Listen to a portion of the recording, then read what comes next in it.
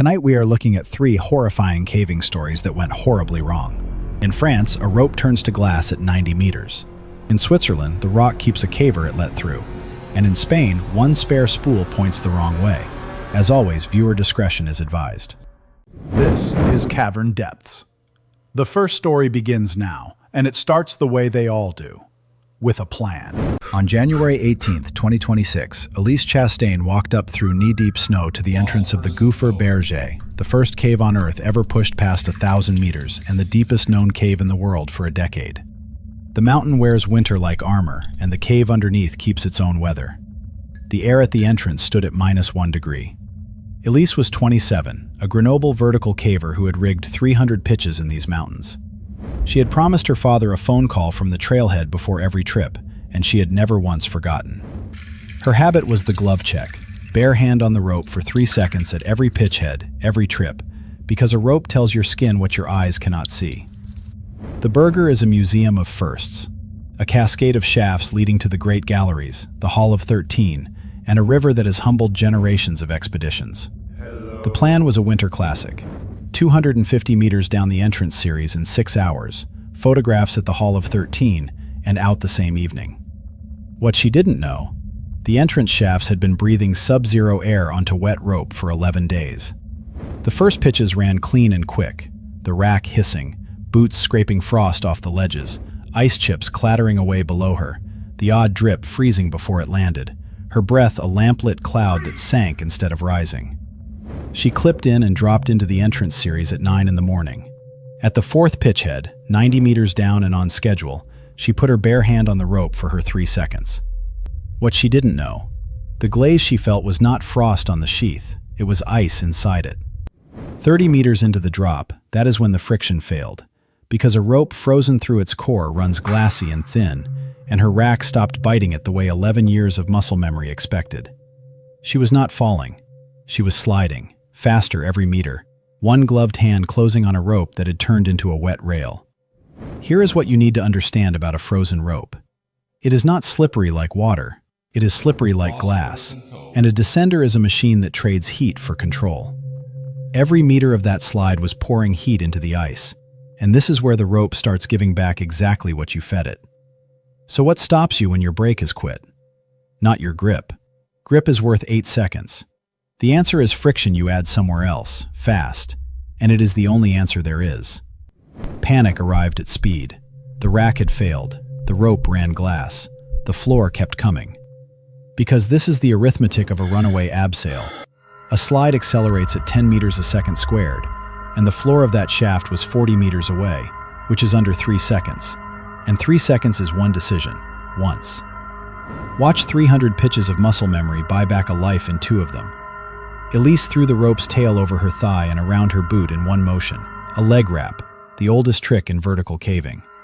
The friction came back, hot through her oversuit, and the slide slowed, and she stopped 9 meters above the breakdown floor with her hands shaking too hard to unclip. Put yourself on that rope for 1 minute of it. A descender that has forgotten its job, ice melting under your palm, and the arithmetic of 40 meters, 90 meters underground, in a cave that measures its winters in decades. Would your hands have found the wrap? They will if you have practiced it. That is the only reason hers did. She spent 40 minutes on that ledge warming her hands inside her oversuit before she trusted them with a knot.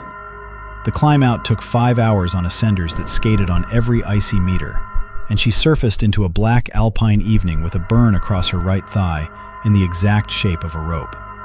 The club report recorded core frozen rope in the entrance series after 11 days below freezing, and a runaway abseil arrested by a leg wrap 9 meters above the floor. One new winter rule came out of it. No rope stays rigged in the Berger between December and March, and every winter team carries a spare set on their backs. The cave that was once the deepest on Earth still drops its shafts under the Vercors snow. A rope tells your skin what your eyes cannot see, Elise still teaches, and in winter it lies. Hers had failed her in the dark at 90 meters. The report recorded a 40-meter slide stopped 9 meters up. Elise survived every meter of it.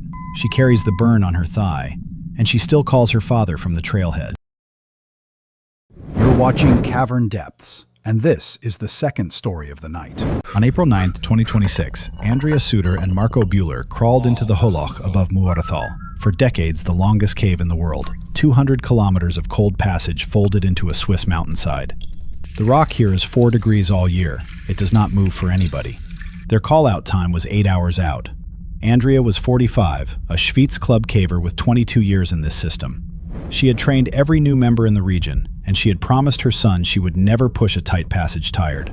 Her habit was the pack rule. The tackle bag goes through a squeeze on its own rope, every trip, never on your back, because a caver is one shape and a caver with a pack is another. Marco was 32, a Lucerne electrician on his 4th season, strong across the shoulders and quick in the crawls, the one who carried the spare batteries nobody else remembered.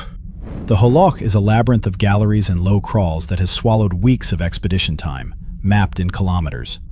The plan was 2 kilometers in on the classic route, 8 hours underground, out by dark. What they didn't know, the squeeze at the halfway point measures a caver on the way in and charges him on the way out. They dropped into the entrance galleries at 8, and 2 hours in the trip ran like every other. Boots scraping over dry mud, helmets ticking on the low roof, ropes creaking on the short climbs, drips counting somewhere ahead. At the halfway squeeze, 4 hours in and on schedule, Marco pushed his pack ahead of him and slid through on a long exhale. What he didn't know, on the way back he would be carrying a wet pack, a full bottle, and 2 hours of cold in his muscles. Coming back through at hour 6, that is when the passage failed him, because he entered it with the pack strapped to his back to save a minute, and 30 centimeters in, the rock closed on the pack and on his ribs at the same time. He could not go forward. He could not reverse. His chest was held at the bottom of a breath he had already spent. Here is what you need to understand about a squeeze. You do not fit through it. You exhale through it, and your rib cage is the only part of you that can change size. A pack removes that change, and this is where a minute saved on the way in costs everything on the way out. So what does a stuck caver actually run out of? Not air. Heat. 4 degrees of rock against a chest that cannot expand takes body warmth at a rate no oversuit was built for. Panic arrived on schedule. The passage had failed him. The pack would not shift. His breathing went shallow and fast. Because this is the arithmetic of an entrapment. A calm caver in 4 degrees has hours, a panicking caver has minutes, and every fast breath in a squeeze wedges the ribs a little tighter into the rock. Watch 22 years of teaching become one voice through 30 centimeters of stone. Andrea did not pull on him. She lay down on the far side, put her headlamp on the floor between them, and talked his breathing down from 40 a minute to 12. Then she cut the pack straps with her knife through the gap, one at a time, and the bag fell away into the crawl behind him. Put yourself in that squeeze for 1 minute of it. Rock on your spine and your sternum, a friend's lamp on the floor ahead of you, and the arithmetic of 40 breaths a minute against a chest that needs to be smaller than it is. Could you slow your own breathing down there? Nobody can, alone. That is what the second caver is for. On the 4th attempt, on an empty chest and a long, slow push, he came through at 90 minutes. He lay on the chamber floor shaking with cold, stuck fast in the memory of it, while Andrea got sugar into him and the rescue roster stood down at the entrance. The club report recorded an entrapment of 90 minutes at the halfway squeeze, a pack worn through rock that permits no pack, and a release achieved without a rescue team. Cut straps, slowed breathing, no pulling. The passage is signed on both sides now, and the pack rule is printed on the sign. The cave that was once the longest in the world still folds its 200 kilometers under the Muoderthal. A caver is one shape, and a caver with a pack is another. Andrea still teaches, and the new members repeat it back now. The report recorded 90 minutes in the rock. Marco survived every one of them, and he has never worn a pack through a squeeze since. You're watching Cavern Depths, and tonight's final story is the one they still talk about. On May 30th, 2026, Tomás Reina waded into the Cueva del Agua in the Sierra de Cazorla, one of the longest resurgence systems in southern Spain, a cave that pours a river out of a mountainside all summer. 2 kilometers of submerged gallery lie behind it, and the water runs clear as gin for 10 meters. You learn to trust it in 4 seconds. That clarity is the trap. The entrance pool sat at 14 degrees of cold, dark water. Tomás was 41, a Granada cave diver with 600 log dives and 11 years on this system. He had mapped half of it himself, and he had promised his daughter a call the moment he surfaced, every time, within the hour. His habit was the line count. Touch every tie-off out loud on the way in, every dive, so the way home lives in the fingers, not the head. The Agua is a diver's cave, a bright entrance pool, 100 meters of gallery, then a longer submerged leg beyond it. The plan was a solo survey leg he had done 4 times, through the entrance pool, along the gallery, 30 meters into the far leg to retie a worn line, and out in 3 hours. What he didn't know, the floor beyond that junction was fine powder over clay, and the last team through had left a spare spool tied to a rock shaped like the main line anchor. He went under at 10 in the morning, and the entrance leg ran like glass, regulator hissing, bubbles gurgling along the ceiling, the line humming through his curled fingers, the walls lit white for 10 meters in every direction. At the far section, 2 hours in and on schedule, he tied his marker and started the repair with visibility to the far wall. What he didn't know, everything he could see was about to become irrelevant. Working the tie-off, that is when the water failed him, because his own fin wash lifted the silt floor into the water column, and a cave you can read for 10 meters became a cave you read with 2 fingers. He was calm. He had trained for exactly this. Inside 20 seconds, he found the line, closed 2 fingers on it, and started out the way he had come in. Here is what you need to understand about a guideline in zero visibility. A line does not tell you which way is out. It only tells you where it goes, and this is where a stray jump spool tied to a similar rock stops being untidy and becomes a fork in a road you cannot see. So how does a diver know which branch is home? Direction markers and the count in his fingers. Both were in place. Only one of them was still true. Panic never showed. The junction had failed him.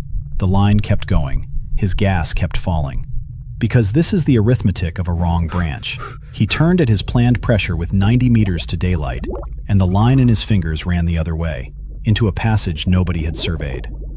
Watch 11 years of local knowledge fail against one stray spool. At the end of that line, he did everything right. Tied off his own reel, swept for a continuation, found the wall, and turned back to retrace his thread.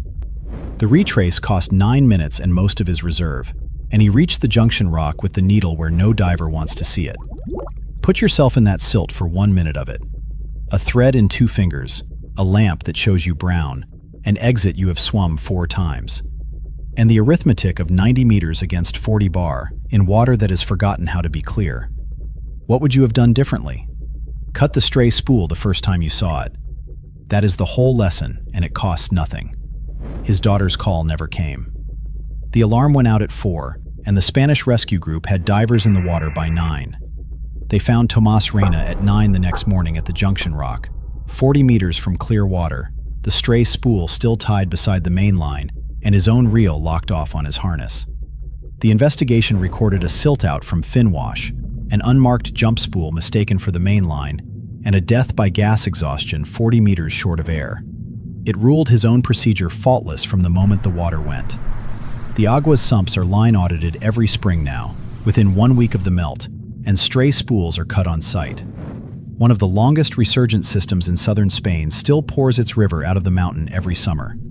The way home lives in your fingers, not your head, Tomas used to teach, and his club still opens every course with it. The report recorded that he died 40 meters from clear water. The divers recovered him the next morning, and the club made the call his daughter was waiting for.